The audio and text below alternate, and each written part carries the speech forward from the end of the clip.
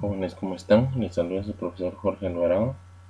Hoy vamos a hablar del poder y autoridad del curso de Gerencia 1. Poder y autoridad. La diferencia entre poder y autoridad reside en que el poder es una capacidad y la autoridad es una habilidad.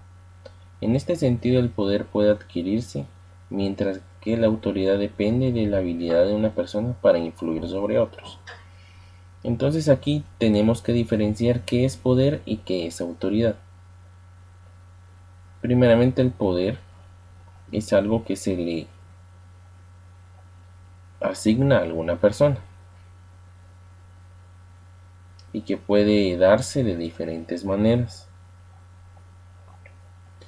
y que la autoridad es una habilidad, es algo que se logra llegar a tener y que puede hacer que las personas influyan mucho más fácilmente dependiendo de esa autoridad y esa habilidad que se tenga en cada una de las personas que quieren dirigir en algún momento algún departamento, alguna organización, que va a ayudar a que sea de una manera mucho más fácil. ¿Qué es poder? El poder es la capacidad de imponer el mando ante un grupo de personas o ante una circunstancia en particular. De allí que se trate de una capacidad impuesta por la persona que ejerce el poder o por terceros. En este sentido, el poder no solo puede ser ejercido por una persona, sino por varias. También puede ser ejercido por instituciones, del mismo modo que los estados, representados en sus poderes ejecutivo, legislativo y judicial, tienen el poder máximo de un país. Entonces, ¿el poder qué es? Es algo que se le asigna a una persona. Por ejemplo, cuando alguna persona la ascienden a jefe, el puesto le da el poder de poder dirigir a las personas, de poder hacer que hagan lo que él quiera, lo que él necesite o lo que la empresa necesite, y él tiene esa capacidad en ese momento porque se le asignó el poder. Tipos de poder. Poder coercitivo. Es un tipo de poder que se ejerce desde la amenaza y el miedo. Lo que se busca al ejercer el poder de esta manera es que las personas ejecuten acciones aun cuando sean contrarias a sus valores. Ejemplo, hacerle peticiones a los empleados bajo la amenaza de que perderán su empleo si no cumplen dicha orden. Entonces, como les decía, el poder es una capacidad que se le da a una persona.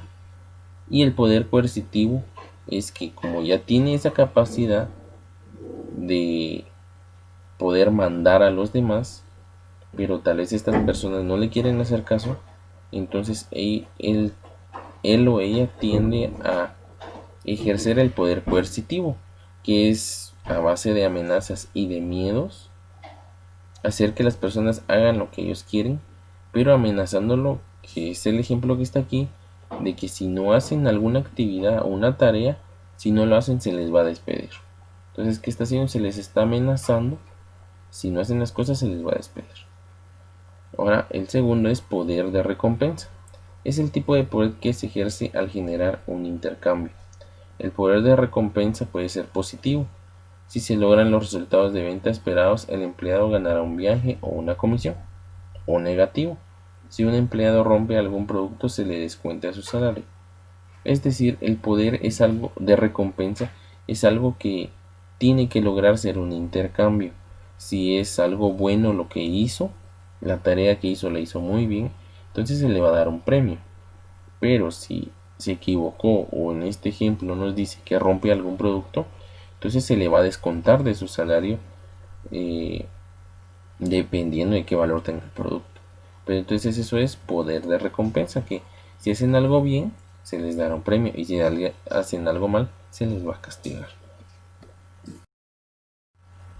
Después hablamos del poder de legitimidad. Es el poder que se obtiene después de haber sido designado o elegido para ejercerlo. Esta elección puede ser hecha por una persona, grupo de personas o institución. La reina de Inglaterra, por ejemplo, tiene el poder legítimo de la monarquía porque le fue otorgado según las normas que correspondían a tal fin.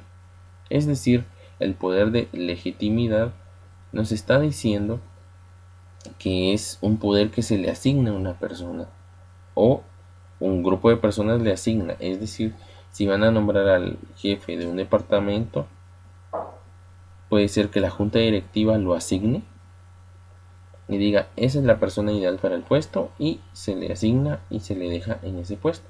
Y le están ejerciendo un poder al momento de darle el puesto, que es de mandar a las personas y de que debe de hacerlo de la mejor manera, ¿verdad? Luego hablamos del poder de experto. El poder de experto se basa, como indica su nombre, en la experticia o dominio de alguna habilidad específica, lo que le permite influir en otros. En una organización que esté haciendo su transición hacia el mundo digital, los expertos en tecnología influirán en las decisiones relevantes en este ámbito. Este es un muy buen ejemplo en donde podemos ver de que alguien que sabe mucho de tecnología va a tener mucha influencia al poder tomar una decisión o alguna estrategia en base a tecnología, porque él tiene la experiencia y el conocimiento para poder dar alguna orden o alguna decisión. Entonces el poder de experto es más por la experiencia y el conocimiento que se tiene de algún ámbito para poder darle el poder para poder ejercer o mandar a los demás. Poder de referente es el poder que se ejerce desde grupos de individuos que comparten los mismos intereses. En ese caso, la persona que ostenta el poder puede influir en el colectivo, ya que los consideran un modelo a seguir y por tanto los subordinados intentarán emular sus pasos. Es decir, cuando hablamos de un poder referente es cuando hay una persona que puede mandar y que puede designar tareas, pero que va a hacer que las personas lo sigan. Entonces puede influir en los demás y va a hacer que los demás quieran ser como esa persona que está ejerciendo el mando, dependiendo entonces, como ya tiene el poder, pero es influyente, entonces los demás van a querer seguirlo y van a querer hacer lo que él les diga. Luego hablamos del poder informativo. Se refiere a la capacidad de influir, manipular o coaccionar a otros desde el manejo de información sensible. Se refiere al poder de los medios de comunicación como una institución con una alta influencia en el colectivo. En una organización el personal de confianza suele tener este tipo de poder, ya que manejan información que es desconocida por el resto de los empleados. Es decir, cuando en una empresa existen personas que conocen algo que los demás no y que no se les ha publicado, entonces ellos se sienten con el poder de manipular a las personas o de informarles algo o de influir a los demás, pero porque tienen la información y no se les ha dado a ellos.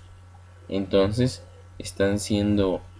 tratan de manipular a los demás por la información que tienen, y si no hacen lo que ellos les piden, no les van a dar esa información. Entonces es algo que no debe de existir, este poder, que es un poder que no conlleva a nada bueno, sino que conlleva a tener problemas, a tener muchos conflictos, porque no se quiere dar la información y lo único que se quiere es manipular a los demás. Luego hablamos de autoridad. La autoridad es la habilidad de una persona o institución para influir en otras sin que necesariamente ejerza el poder. Luego tenemos los tipos de autoridad. Existen tres tipos de autoridad: autoridad formal, autoridad operativa y autoridad por aceptación. Entonces, cuando hablamos de autoridad, es una habilidad que se tiene, porque aunque alguien no tenga el puesto, pero tiene esa habilidad de poder ejercer la autoridad en los demás, entonces va a hacer que los demás lo sigan, que los demás hagan lo que él dice, porque tiene esa habilidad de influir en las demás personas. La autoridad formal es la autoridad que se ejerce como consecuencia de ocupar una posición de poder. Entonces, ya se le ha dado el puesto de jefe, de supervisor en algún departamento, y también tiene la autoridad. Entonces esa es una autoridad formal, porque ya tiene el puesto, que tiene el poder y la autoridad para que los demás hagan lo que él diga, y ya tiene el puesto. Entonces va a ser mucho más fácil que los demás hagan las tareas que él les asigne. Luego hablamos de la autoridad operativa. En este caso, la autoridad no se ejerce sobre personas, sino sobre actos. Es decir, que una persona tiene la potestad para autorizar que ciertas acciones se lleven o no a cabo. Es decir, cuando hablamos de autoridad operativa, es cuando en algún momento se quiere autorizar un proceso. Nosotros queremos autorizar un proceso, no necesariamente estamos mandando a alguien, sino que estamos autorizando que se realice ese proceso de determinada manera en un determinado tiempo, pero solo se está autorizando el proceso, no se está mandando a una persona. Luego hablamos de la autoridad por aceptación. Es la autoridad que es adquirida en función de la elección de otra persona, colectivo o institución.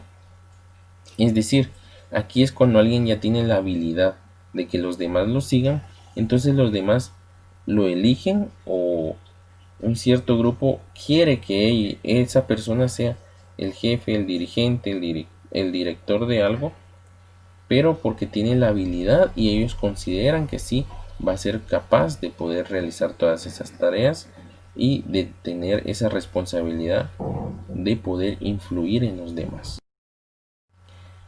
Espero que hayan comprendido la diferencia que tiene el poder y la autoridad, y quedo a sus órdenes. Les agradezco mucho su atención. Muchas gracias.